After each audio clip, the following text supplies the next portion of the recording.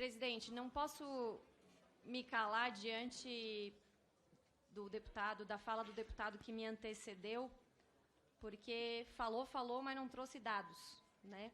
Abri aqui, ó. Crimes contra a vida têm queda de 17% no Rio de Janeiro. Notícia de 2022. Mas claro que é mais fácil culpar o adversário político, como eles sempre fazem com Bolsonaro, do que fazer uma reflexão. Nós estamos falando sobre uma coisa muito preocupante: segurança pública no Brasil. E a situação não está boa, presidente. Não adianta ficar atacando o adversário porque para fazer discurso, para parecer bonito, se os fatos, os dados são claros. Está aqui, crimes contra a vida caíram, está aqui em 2022. Outra coisa, vi ele falando do governador do Rio de Janeiro, mas abre aqui, ó, Lula e Castro. Lula defende Cláudio Castro de vaias. Castro se aproxima de Lula e acena a possível reeleição a Eduardo Paes. Os acenos de Lula ao governador do Rio. Então, o deputado do PT que me antecedeu está em descompasso com o próprio presidente da República. Certo? E eu estou muito preocupada com essa questão da segurança pública, porque hoje essa casa foi desrespeitada mais uma vez pelo ministro da Justiça e da Segurança Pública, Flávio Dino, que é o pior ministro da história da segurança pública, prejudicando, inclusive, esse governo do qual vocês defendem. Há que se fazer uma autocrítica nesse sentido. Desrespeita o parlamento e fala que não veio aqui porque deputados andam armados. Todo mundo sabe que a gente não pode andar armado aqui nas dependências da casa. Engraçado que para ir no lugar dominado pelo tráfico, no Complexo da Maré, ele não se sentiu ameaçado como se sentiu aqui. Diz que nós ameaçamos a integridade física dele. Veja eu, o meu blazer rosa ameaça a integridade física de um homem do tamanho do Flávio Dino. Pelo amor de Deus, isso é um desrespeito com essa casa. O deputado que me antecedeu também esqueceu de falar do caos que vive a segurança pública do estado da Bahia. São 17 anos do governo petista, do partido dele. E aí, o que tem para falar? Então, eu não vejo discussão séria da pauta da segurança pública por parte dos aliados desse governo. É claro que quem defende saidinha, privilégio para bandido, que traficante não fique preso, quem defende liberação das drogas, é óbvio que não está preocupado com segurança pública, está preocupado com o caos na sociedade brasileira. E é o que nós vamos viver daqui para frente. E sabe o que eles vão fazer?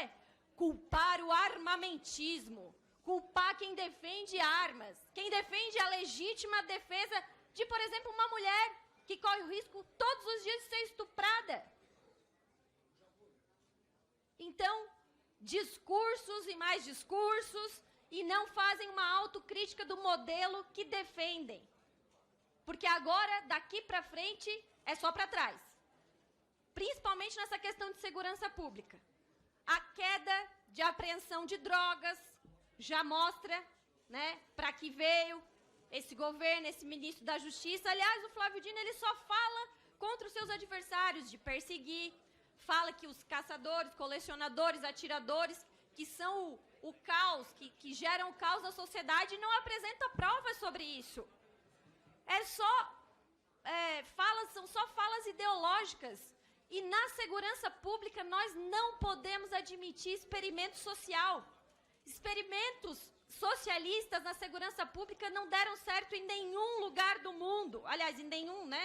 Em nenhuma área o socialismo deu certo, mas a segurança pública é a que mais vai aparecer.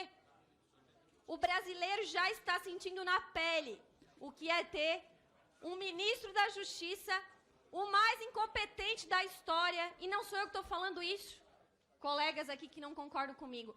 Fórum da Segurança Pública, um professor da FGV disse que a segurança pública no Brasil vive um momento de inanição, não tem projetos.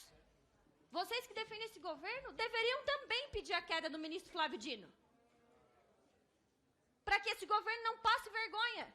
Que eu sou adversária política, mas eu não quero ver o meu país no caos social. E para que isso não aconteça, está muito na cara, esse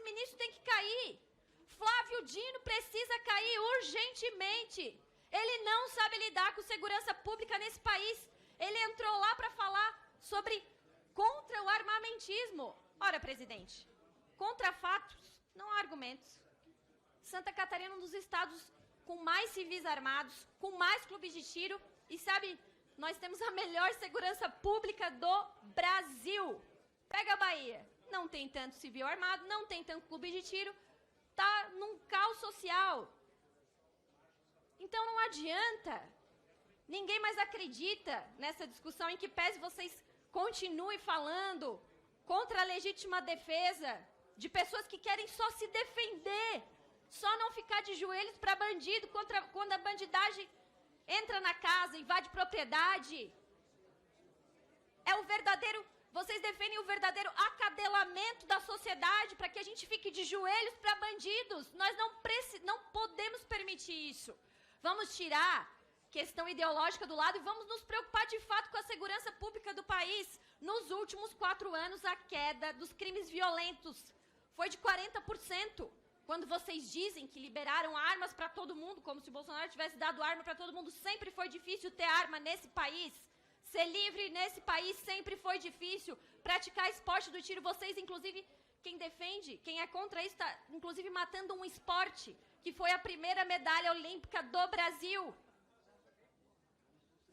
Atletas nossos que conseguem dar 10 mil disparos para competir com americanos que dão 100 mil disparos.